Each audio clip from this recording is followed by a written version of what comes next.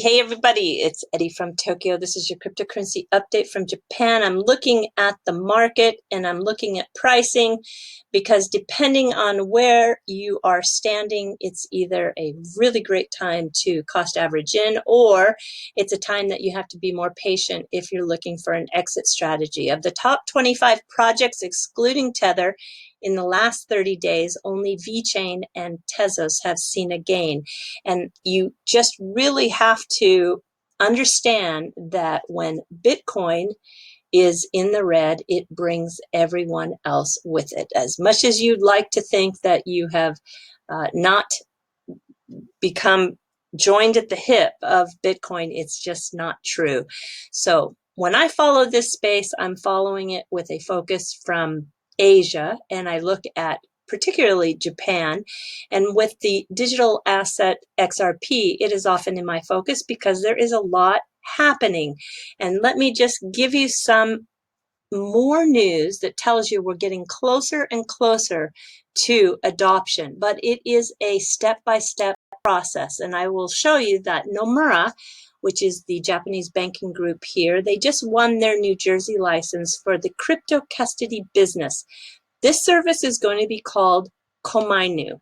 Hang on to that word because we're going to talk about that word a little bit in the fluff. And they are doing it with the company Global Advisors, which is the parent company to CoinShares. And then also Ledger is part of this partnership. They are the maker of the Nano device for cold storage. And it is going to bring the CoinShares customers, they manage 700 million of crypto, and that will be Kamino's first client. So we are seeing it. Even though these changes aren't coming fast enough for everybody, the movement is occurring. And according to CoinShares, in their research from November, here you can see Nomura wins his Jersey license for the crypto custody business. So this is, along with Bakkt and Fidelity, these are important steps for particularly the institutional investor, which can very much grow this space in a big way. So when we take a look at the CoinShares research, it is estimated that only 35 million ID verified crypto asset users exist. It is a tiny sliver of the population. We are like 1997 of the internet era. That is when Steve Jobs rejoined Apple. It's also when AOL acquired CompuServe. Probably many of you are saying CompuWho. Microsoft was acquiring Hotmail at that time. DVDs went on sale for the first time. Yahoo introduced Yahoo Mail, and Facebook came online along with Craigslist and Netflix. That was 22 years ago. And if I take a look at an article by finews.asia today, you can see that Ripple's Eric Van Miltenburg says we are in a growth mode. And that is exactly where we are. I'll put a link to this in the description below. It's a good article. What I really want to focus on is a podcast from Jay Kim. Jay Kim is a full-time investor in Hong Kong. He is dedicated his podcast to the entrepreneurship and the investment occurring in Asia.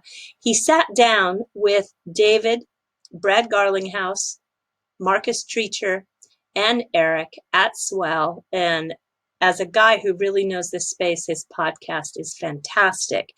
Why did they choose Singapore? Well, it is just quickly becoming the hub for this crypto assets. And more than 40% of the customers of Ripple now are coming from the Asian Pacific region. And also, too, a lot has to do with the regulatory clarity.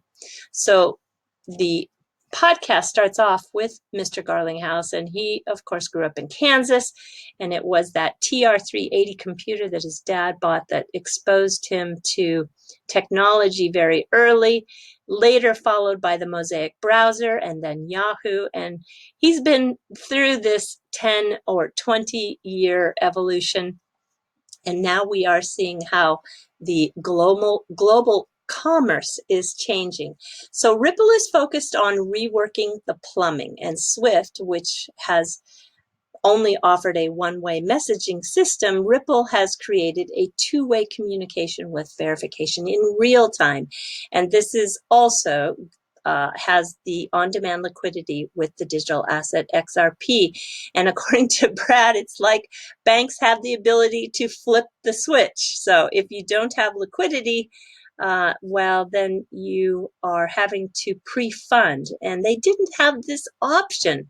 They just didn't have this option more than a year ago. So on-demand liquidity is a new solution, and the banks that have this option are happy to give up that correspondent banking.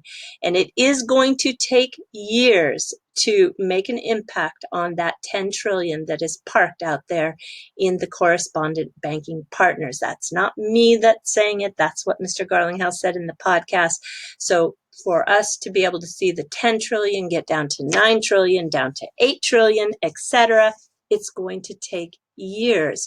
Live right now, and you have to remember that as a product, it's only been 1 year that the banks can use XRP. So right now, the corridor that is live, according to this podcast, is a Mexican peso, the Filipino peso, the Australian dollar, and the Brazilian real is attempting to get live.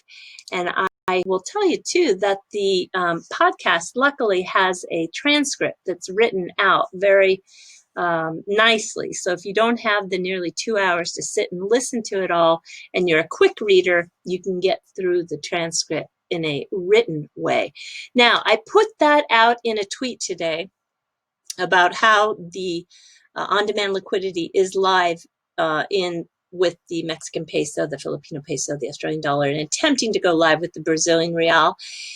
And some of the comments back, and I don't want to sound salty because that's just not what I want to do. But I will tell you that the people who tell me that I don't care, doesn't mean anything, and all the negative comments that I received on that, and I know people are feeling pretty frustrated right now with the pricing, but I will tell you that this is the same as 1997, and just a few internet giants emerged with the traction because they had real bona fide utility, and XRP has real bona fide utility despite being dragged down by BTC. And this isn't going to last forever in regards to, well, just these cycles of seeing a sea of red, but also it's not going to stay forever that we are totally correlated or joined at the hip to Bitcoin. It's just not, and it will take years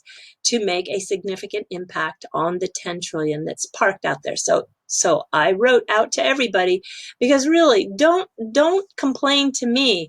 If you don't want to wait, don't wait.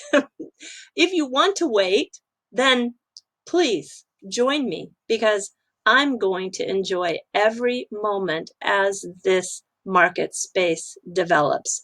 And I enjoyed the internet thoroughly as it developed. And so this to me is, I feel so lucky to have a second chance to watch a marketplace completely transform the way everything is done, especially when it comes to banking. And I am, I'm just not going to find all the negatives. I'm really, and I will be the first person, I have told you this before, I will be the very first person to say, sorry guys, I don't think it's going to happen. I don't see the progress anymore, and I don't think we're going to have any outcome that is favorable here with this digital asset. But currently, right now, I see only upside. All right, so Swell. Well, part 2 in that podcast, David comes to the table. And of course, he fell in love with Bitcoin back in 2011. And when he got together with Arthur Brito, they created the XRP Ledger and created something that was going to be cheaper and faster, and no dictator was going to be able to say how much goes in what block. So the key rotation and the decentralization yeah, it is still what exists today. And we're trying to get that point out that the validators that are out there are really creating that decentralized part of the solution. And Ripple, in his mind, if he gets to where he wants to go, this is David's talking, Ripple will have one validator and then we'll have 32 of them out there. And when asked what the greatest risk is, he said that the greatest risk to the ledger right now is maybe to detect in the software that nobody has found a bug, but they did create an invariant checker, he and Nick Bogalis, and they developed this system that will show the transaction broke a system rule, and it'll give them a heads up. But you know, this is David is one of those people who are just so incredibly honest and transparent, and like anybody who is in software, you know that these kinds of risk always do exist.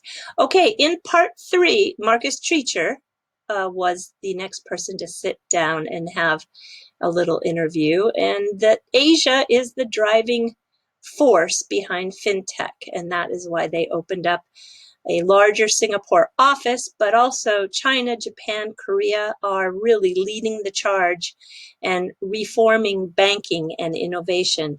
But that is not to ignore the Middle East and Africa too, because these are areas of the world that have a fresh view. And also Latin America, they have been far less served by the old banking network. So I think it's easier for them to change. And the young people are energized and have a can-do attitude, is what Marcus Treacher said. So they have some fast-moving partners like SBI, which is phenomenal. That was the word he used. Coin One in Korea. We know Coin One just partnered with Bitrue, along with Siam, Thailand. The Siam Commercial Bank in Thailand stands out. Standard Chartered Bank. There's a long list of partners, and he just rattles them off. Okay, in part 4, he sits down with Eric van Miltenburg, and this is a person who's been with the company for about, 3 years? He started with them. Ripple had 120 people. They now have 400 some employees, and he is responsible for the day-to-day operations. In his role, he's ensuring that communication, along with driving strategic projects, takes place, including the new university fintech lab. This is part of preparing for the future. So the outlook, according to him, is sunny, and Asia is strategic because it has a ton of demand coming from this region.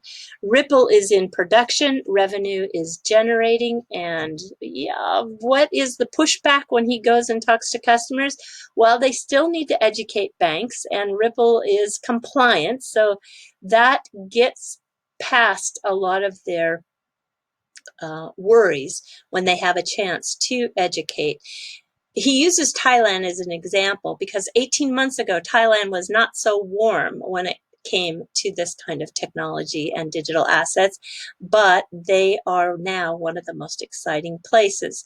The Philippines, on-demand liquidity, there has been a great response, he said, and he talks about the joint venture partner in Japan. He must be talking about SBI because I can't imagine, he doesn't name it. He just says the joint venture partner, the JV partner in Japan. And also Korea is also an important partner, along with Brazil, and we should see more coming out of Africa.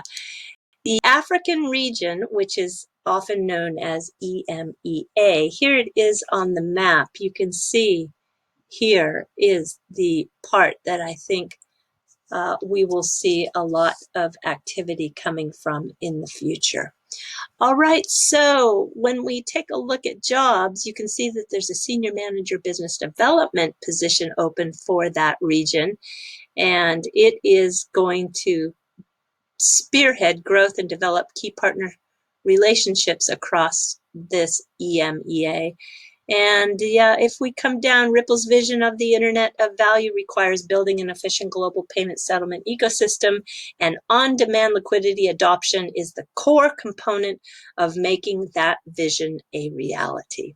Okay, everybody, we are jumping to the fluff.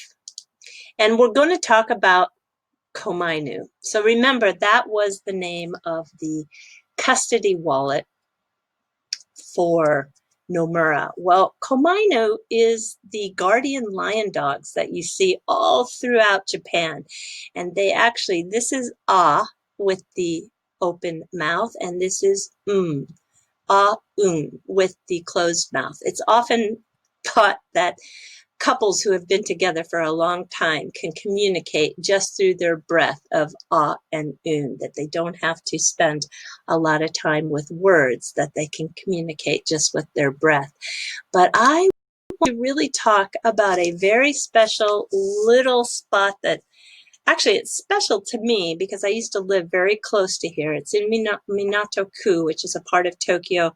It's next to the headquarters of Mitsubishi, and there is a tiny, tiny, tiny little shrine called Mihokashima. Mihokashima Shrine was built in 1525, and originally that area was called Shibahama, and the water of Tokyo Bay came right up to where that shrine is today. You can't believe it, because now on the other side of that shrine are the bullet train tracks and a lot of other filled in land to create all types of businesses and where people live. But during the 15 and 16 and 1700s, it was where the Tokyo Bay came up to, and it was a small fishing village at that time. And this shrine was believed to protect fishermen and also protect them while they were working from not getting too wet. It had a sandy beach next to it, which is what hama means in the Shiba Hama. And they would have famous rakugo storytellers that would entertain. And is, let me show you here. I want to actually show you. This is a rakugo entertainer that is from Canada.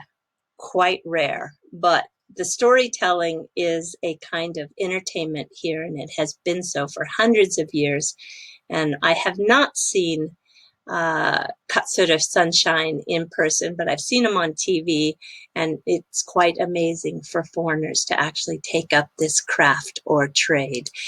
So here is what the shrine looks like today. It's very small in regards to shrines, but it has a very rich history. And the shrine will, if you catch it on the right occasion, for just about $3 US, you can get a hand calligraphied memento that has an official stamp. This is something that a lot of people collect. And also, you will see something very special. These large rocks are thought to have been used by sumo wrestlers that competed for showing off how strong they were during festivals. So these rocks are still there. I think most people have no idea the meaning to these rocks, but if you visit the shrine, you will know.